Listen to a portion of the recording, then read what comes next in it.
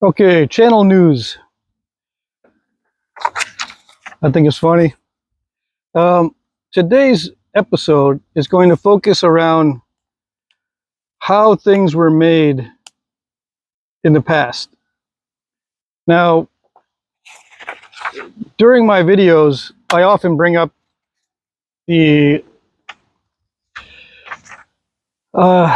opinion that if someone tells you how things were made in the past, they're probably wrong.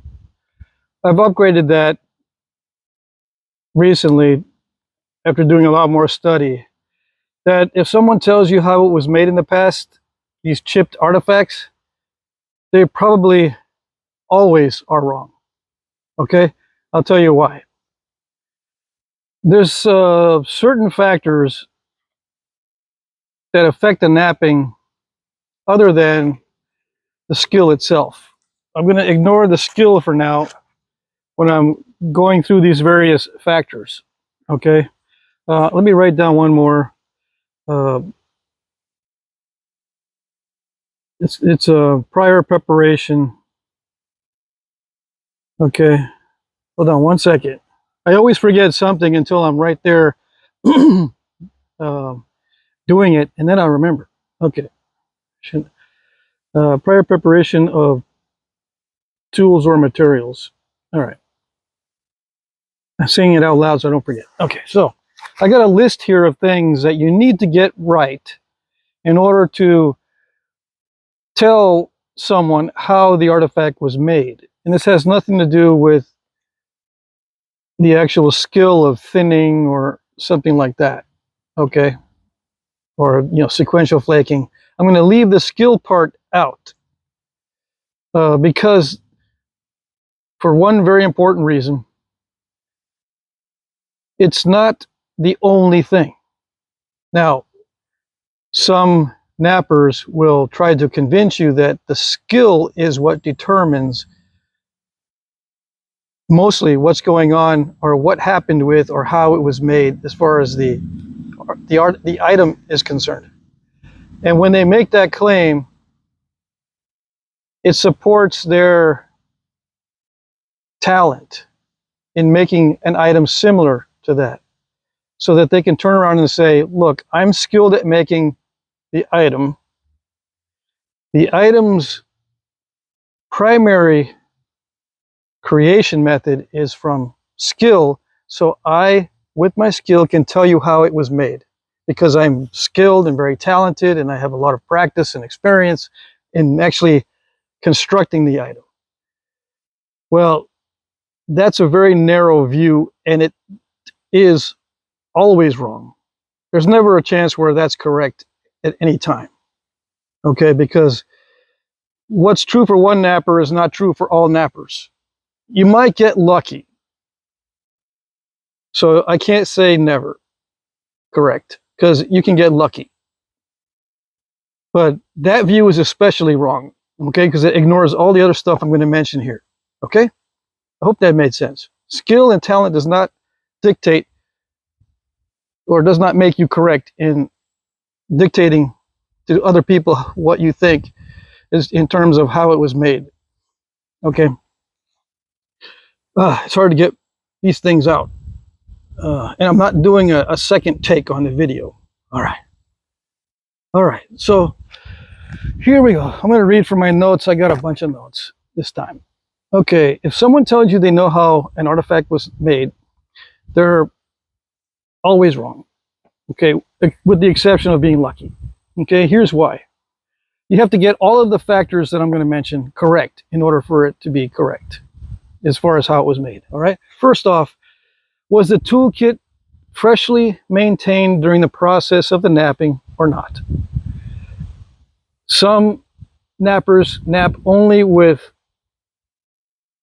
perfectly maintained tools. So every time they take a couple flakes or even one flake, they dress the tool to take the next flake, dress the tool, take the next flake. Some knappers go through the entire process and never dress the tools at all. So what did they do with this particular item that you're looking at? Like if you're looking at an artifact, what did they do in that case? All right. Was the item made by someone with training from deep ancestral knowledge, or were they self-taught? They just saw an artifact made and they figured it out by themselves. Or was it deep ancestral knowledge, or partial? That affects the knapping. Some artifacts are very unique in the way that they're knapped. Even though they may look like another item of the same type, it's very weirdly knapped.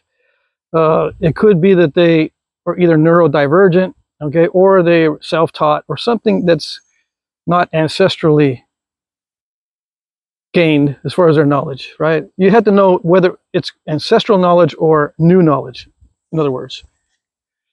Was the toolkit large and complex? For example, in a sedentary lifeway style of living, or was it small and transportable, like a nomad lifestyle? Was the item made with a large toolkit with a lot of selection of items, or just a few items, or maybe one or two tools and that's it? Okay. Was the pressure and or percussion flaking aggressive or passive, indirect or direct, or a combination of all of the above? And in what combination, if that's the case? All right. Are you going to know this? Was the item made quickly or slowly? That does affect the knapping, and it obviously affects the discussion of how it was made. Was the item made from a spall, a nodule, a trade blank, or a quarry blank? Or what? What was it made from? Was it a refurbished ancestral point? Or was it a blade that was captured from somebody else and then knapped? It looked different, and it was knapped into a smaller point of their particular style. How was it made? Do you know the background of how it was made, or what it was made from, in other words? Was the item made individually or part of a set in one sitting? Like if you're in one sitting, do you make just one of the item, or are you making 10 or 5 or 20? That affects the knapping. Okay, it also affects the tools. If you're making 20 items, you may want to have a helper to dress your tools. Maybe not. You can also have one item only that day, but many helpers bringing you different rocks to try out, or preparing rocks before you get to it. Or you could be making a bunch with no helpers. Okay? That affects the knapping. Was the item made by one napper only through the whole process, or was it passed to another napper to finish? Are you going to know this?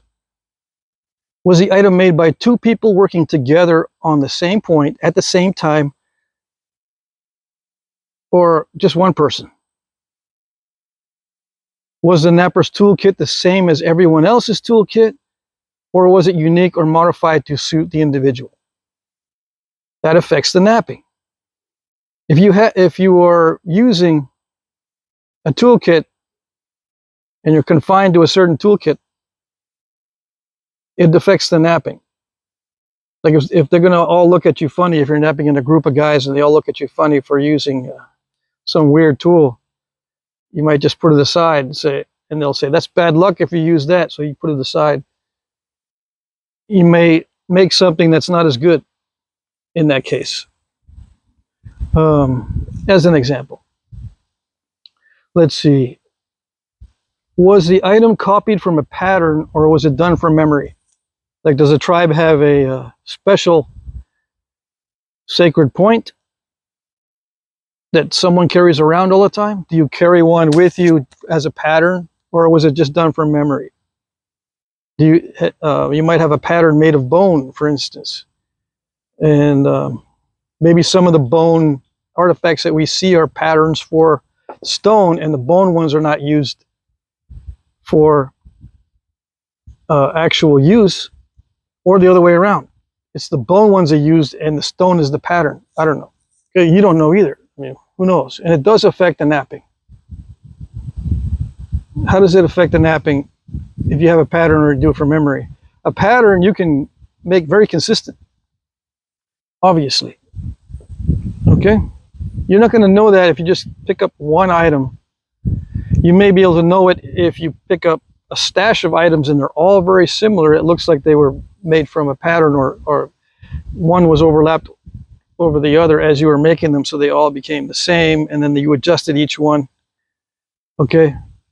Was it made that way, or was it just made, handed off, another one made, hand that one, another one made, hand that one off, or or do you keep them all to yourself while you're making them? That affects the knapping. Let's see, was there a practice run or a warm-up exercise performed before making the point? Like, did the napper have to practice a little bit and get good at a certain flake, let's say, before he actually makes the actual item? Okay. Was there a ceremonial or a good luck incantation performed, or was there a special emphasis on risk taking before starting? Okay, this affects the mental state of the napper. Okay, if he believes that by doing some sort of thing before napping will help him nap, that affects the napping. And it can make the difference between a nice point and a beautiful point. Okay, it does affect the napping. Let's see, this is what I wrote down, is prior preparation of the tools, or do you know the prior preparation of the tools or the tool stone prior to napping? Like, do you hang up the tools in your lodge to dry out before napping, or it doesn't matter? Or did you soak the stuff in the tool stone in water, or expose it to heat treatment before napping? Was the heat treatment successful or only partial, or not successful at all? It heated up, but it didn't do anything to the rock. Do you know what the preparation was before it napped? It was napped. You have to get that right to know how it was made. Okay? I'm sure I could add some more to the list, and I think you guys can add some more to the list in the comment section. But you have to get every single one of those things correct for each artifact in order for the person telling you how it was made to be correct.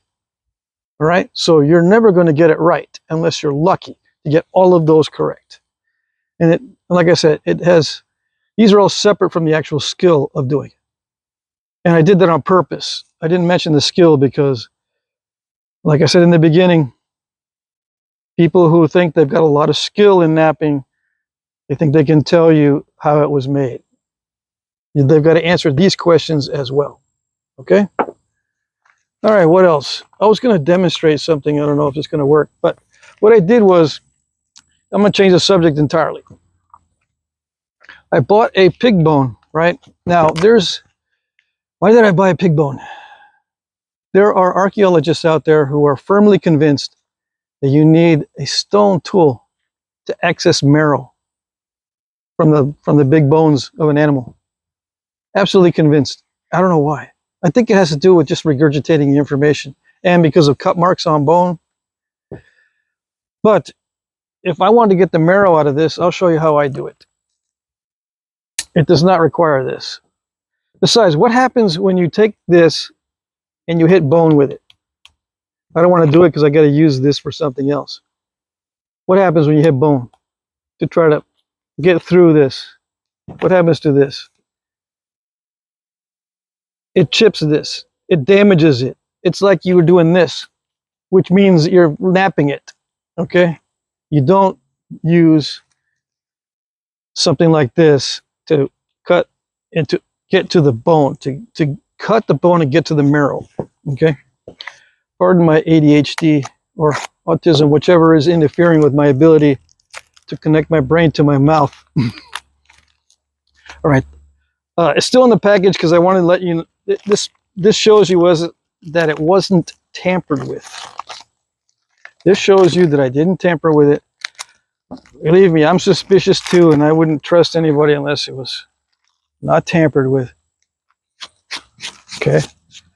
It's still here. I didn't sneak it under the table and get another one. All right, so this is how I would get the marrow out of this bone. All right, you see that? The possum's going to love this.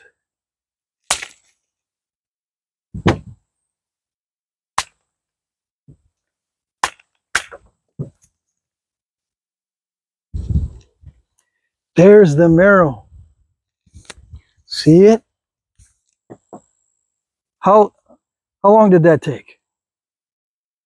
I'm not going to eat this. This is a dog bone. Well, we have possum dogs out here. I like the possum we have back here because he's very calm, very chill. This is for the possum, okay? Normally, if it was a kill, I would eat this, but no.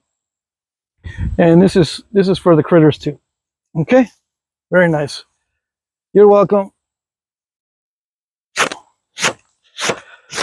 I hope that puts it to rest, at least with people who watch this channel. All right? If you hear or see anyone insisting that they have to use this to get into a bone, to get the marrow out, let's just say they're, okay? We won't mention what they are. Okay. I'll just do the little, okay, and then you'll know.